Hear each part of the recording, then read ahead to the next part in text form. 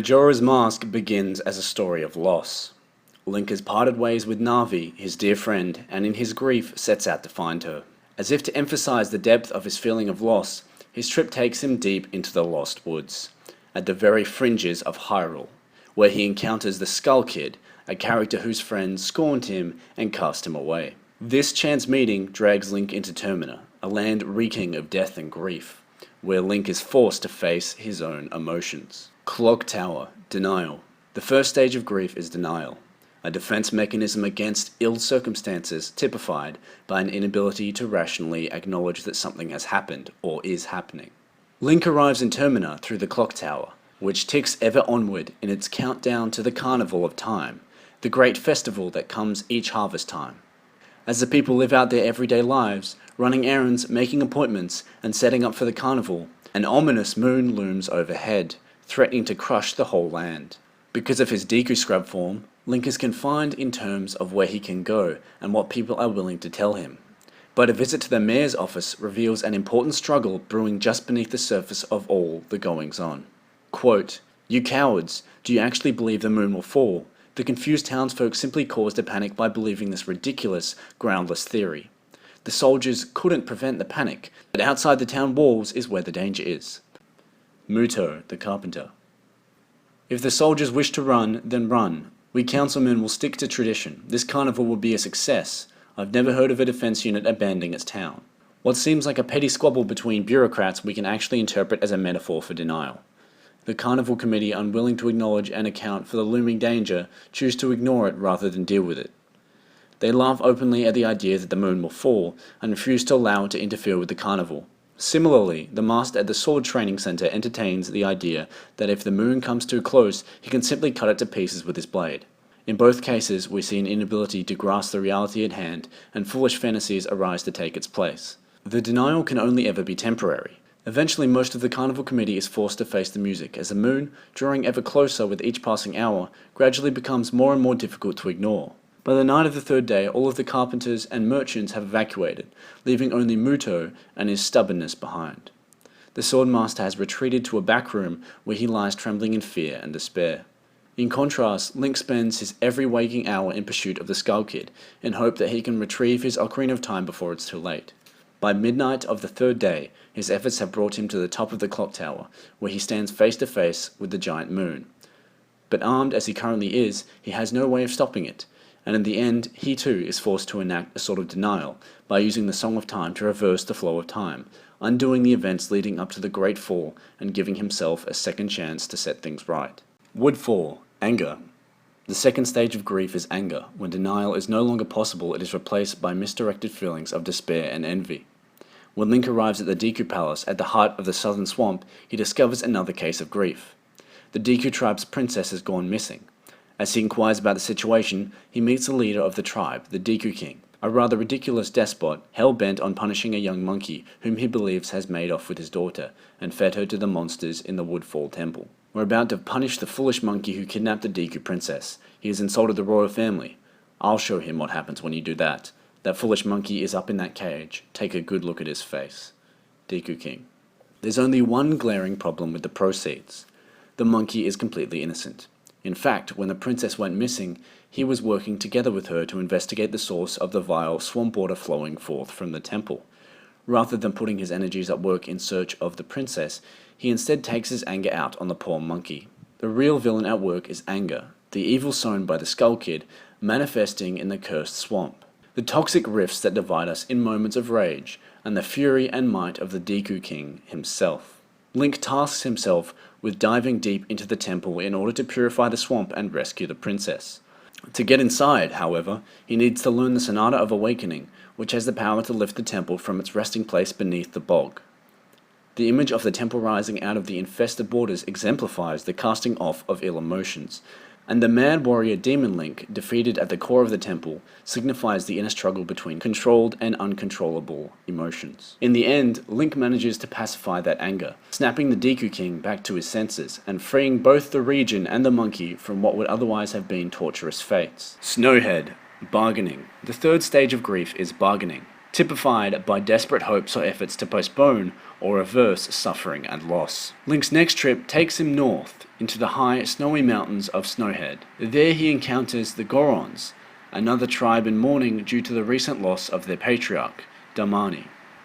After some careful investigation, Link meets Darmani's ghost, who beckons for him to give pursuit. Above Darmani's grave, the deceased Goron hero delivers his last request. As I am, I can only watch as Goron village is slowly buried in ice.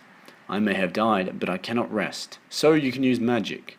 The Soaring One also told me that you are able to use it. I beg you, bring me back to life with your magic. Darmani's ghost. Darmani's futile hope to be brought back to life is a textbook example of bargaining. Unable to face his failure or his people in order to find closure, he turns to magic as a means of undoing his death in order to finish his battle with the demon.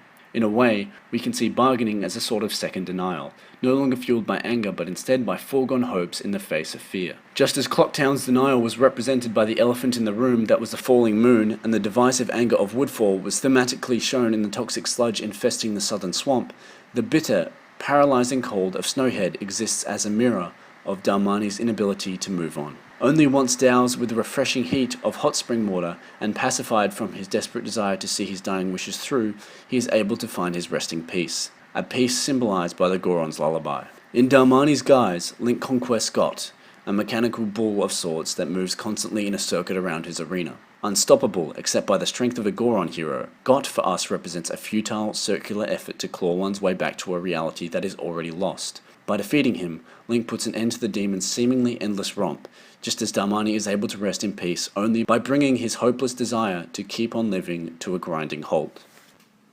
Great Bay, Depression. The fourth stage of grief is depression. With the realization that there is no escaping fate comes a desire to disconnect and retreat inward. Link meets the dying McCoy on the coastline of Great Bay, where he learns about the guitarist's girlfriend Lulu and her missing eggs.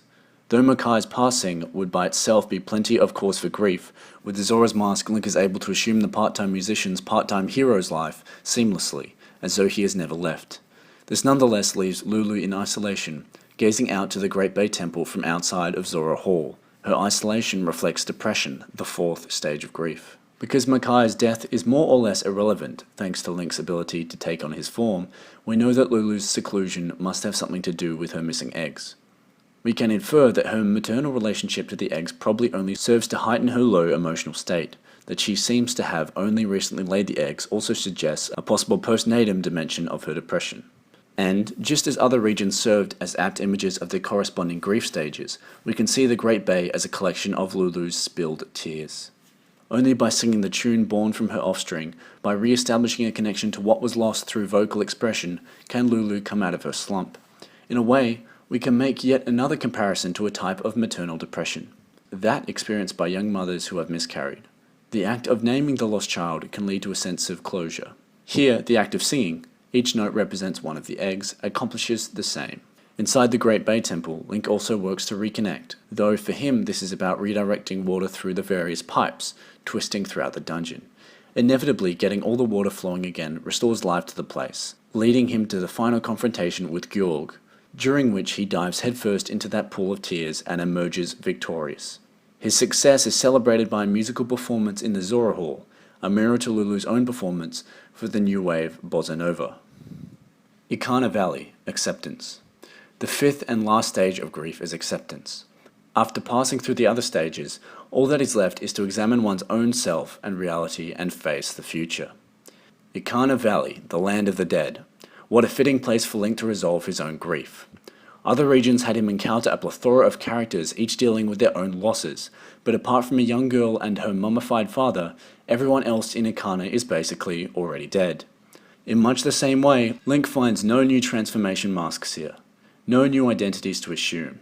This leaves Link free to reflect on the one element he's been distracted from during the rest of his journey. In order to fulfill this process of examination, he climbs a tower leading into the heavens, which requires that he create twin images of himself to progress. These images, one for each of his four forms, lifeless and devoid of true personhood, represent the empty shells of the previous four stages of grief. By leaving them behind, he can transcend and attain enlightenment, the light arrows at the pinnacle of the stone tower. The act of flipping the tower puts the heavens at his feet, assuring us of his ascendance. Within the stone tower temple, He battles the Garo Masters, since the Garo are, according to their official description, emptiness cloaked in darkness.